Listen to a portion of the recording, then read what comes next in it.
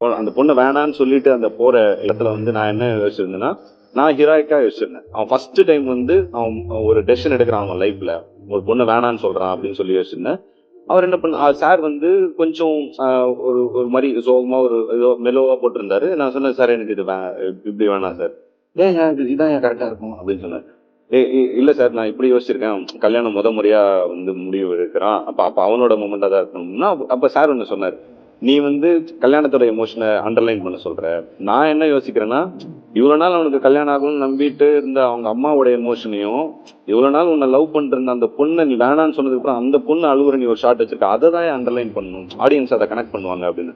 So எனக்கு அந்த மாதிரி ஒரு 2 3 இடத்துல அவர் அந்த அண்டர்லைன் சொன்னது வந்து எனக்கு வந்து ஐ ஓப்பனர் இருந்துச்சு. ஓகே, அப்ப எந்த மாதிரி எமோஷன்ஸை வந்து எடுத்து நம்ம அதை அண்டர்லைன் பண்ணி என்ஹான்ஸ் பண்ண போறோம் அப்படிங்கிறது வந்து எனக்கு அது ஒரு புது எக்ஸ்பீரியன்ஸா இருக்கு. பட் அது நீங்க 2 விதத்துல பார்க்கலாம்ல. பிகாஸ் இந்த ஃபீல்ட்ல ஆர்ட்ல வந்து எதுவுமே ரைட் ராங்னு கிடையாது. பிகாஸ் நம்மளுக்கு வேணுங்கிறது தான். அது வந்து எது போய் சேருங்கிறது அஃப்கோர்ஸ் அவருக்கு நிறைய எக்ஸ்பீரியன்ஸ் இருக்கா அவர் சொல்றாரு.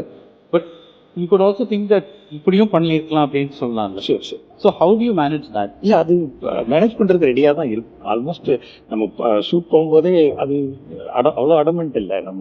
நான் நினச்சது தான் அப்படிங்கிற மாதிரி எந்த இதுவும் இல்லை.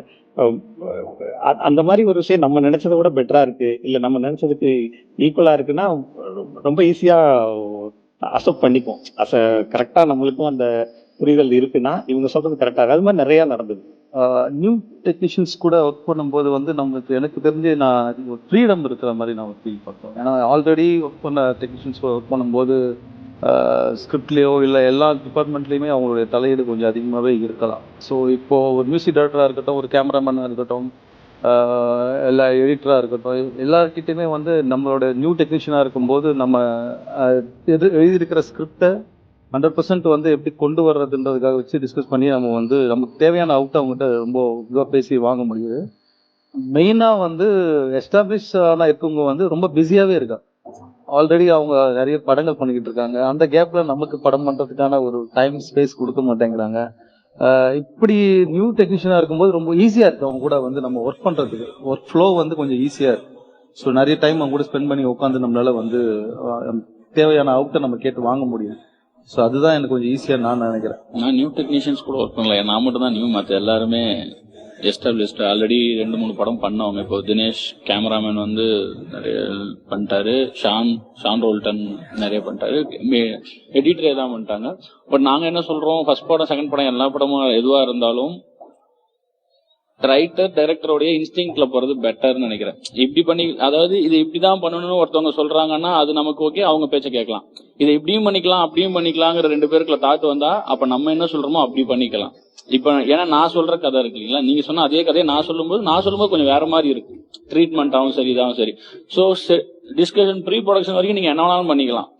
சஜஷன் ஓப்பனா இருக்கலாம், எல்லாம் பண்ணலாம். ஒன் செட்டுக்குள்ள நீங்க போயிட்டீங்கன்னா நீங்க தப்பே பண்ணாலும் கன்சிஸ்டன்டா பண்ணுங்கன்னு நான் சொல்றேன். அந்த தப்பு ஒரு வாட்டி என்ன ஆயிடுனா ஸ்டைலா மாறிடும்.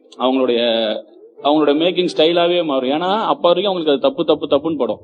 ஒன்ஸ் அது எல்லாமே ஒரே அந்த தப்புங்க, அவங்க பார்வைக்கு தப்புங்கிறது ஒன்ஸ் கன்சிஸ்டன்டா எல்லாத்துலயும் அப்படி வரும்போது கடைசியா என்ன ஆகுனா அவங்க ஃபிலிம் மேக்கிங் ஸ்டைலே அது அப்படிதான் அப்படிங்கிற மாதிரி அது அவங்களுக்கு புரியவே புரியாது.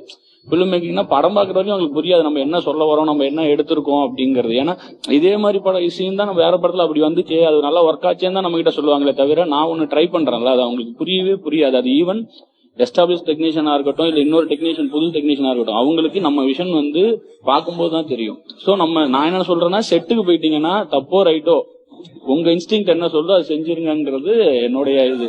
அங்க போயிட்டு டபுள் மைண்டாவோ இல்ல நம்ம பண்றது கரெக்டா நமக்குள்ள அந்த டவுட் வரவே கூடாது.